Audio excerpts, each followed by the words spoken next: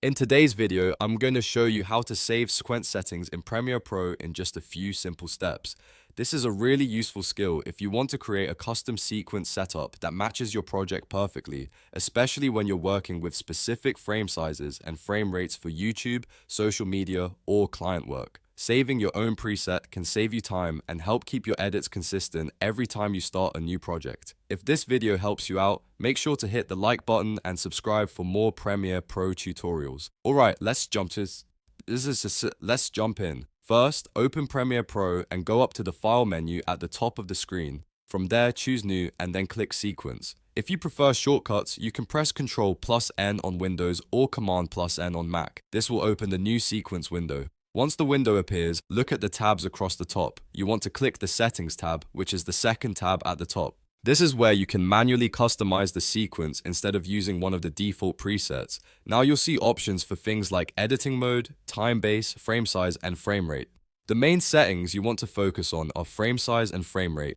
Enter the dimensions that match your project, whether that's standard widescreen, vertical video, or a custom format.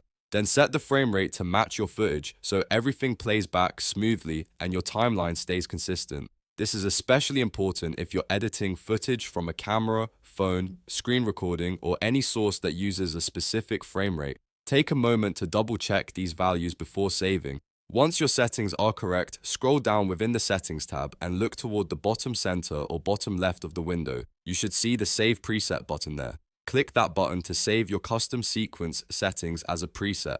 Premiere Pro will then let you name the preset so you can easily find it later. Give it a clear name that describes the frame size and frame rate, like vertical 1080 by 1920 at 30 frames per second, or any setup that makes sense for your workflow.